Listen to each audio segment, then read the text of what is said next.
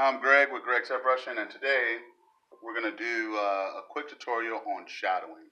I was reading my notifications and reviews, and Jamie Drew mentioned he'd like to see something about shadowing. So I thought about, hey, what could I kind of come up with on the fly to show Jamie and the rest of you guys about shadowing. So I got a few things.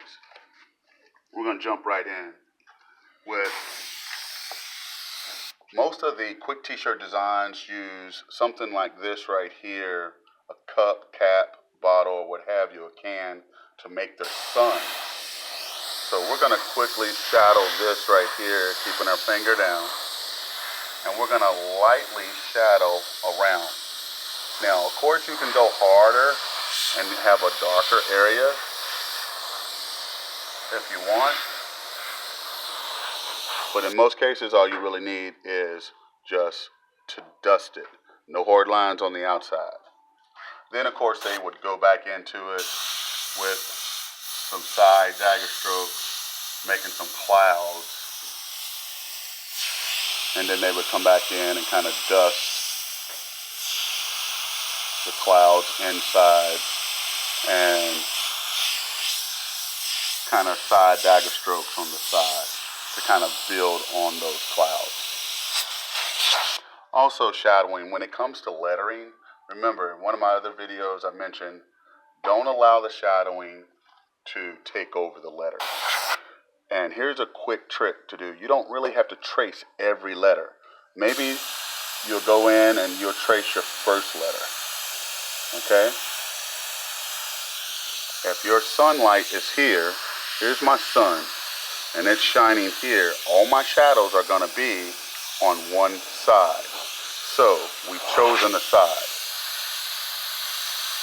Okay? And look what I'm doing. I'm not really tracing each letter. I'm just picking a side and lightly trimming it. Now all my shadows are on one side. Okay? Very light, nothing heavy, and you can still read what it is you're doing. Watch out with black, because black tends to make things real dirty dirty looking real quick, so watch out with that. Also, we're going to use, let's say you had a stencil down, and you can use quick. I'm going to dust it with some spray adhesion. You can use Super 77. We're going to lightly dust it. And we're going to apply a 5. Now, with this here, we're going to shadow around the 5. And as you can see, it's up a little bit, but that's okay. It's not going to be perfect all the time.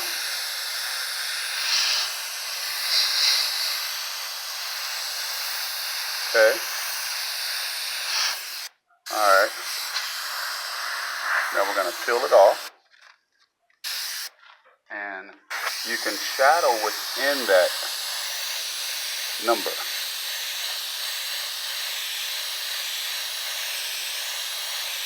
Okay.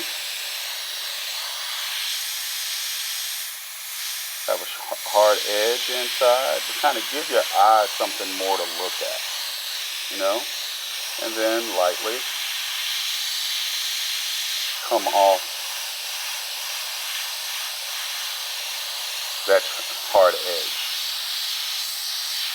Now we just took a plain 5 and gave your eye something more to look at. Also, coming off of other items such as, we're going to do a quick palm tree.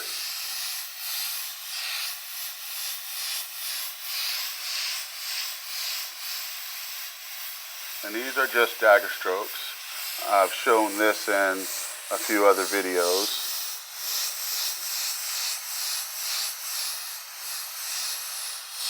Alright, so now we're going to come off that, but here's our sun right here, coming off or pointing directly at our palm tree. So what we want to do is cover up that base but we're going to add some shadows coming off of it. We're also going to have a shadow come off that palm tree, and if we want, we can lightly add in what looks like the shadow of the palm tree. Okay?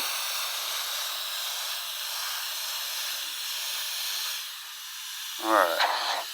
Also, when dealing with stencils, you can, let's say we wanted to make a brick wall or something like that, right? So, again, quick dust of your spray adhesion.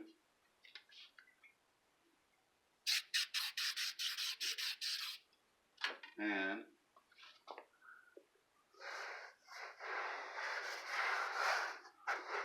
we're going to do one side so we don't waste a lot of time. So as you can see, we're dusting right into the brick wall. But what we're going to do is we're going to lighten it up just a little. So usually this would be like a red or a blue or something to that effect. So as you can see, you have your background. Also, when you're laying a stencil, be careful about your edges or what have you. This right here is just basically for shadows. What we're going to do is we're going to just simply stagger the stencil down, and we're going to lightly dust in.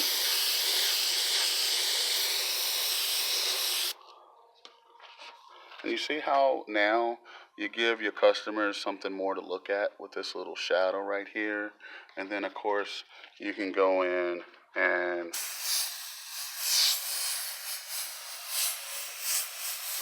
write in there.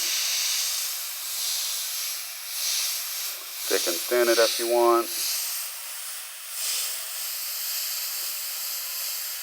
This is just off the cuff. And add a slant. Okay? And again, add a little shadow to it. Alright.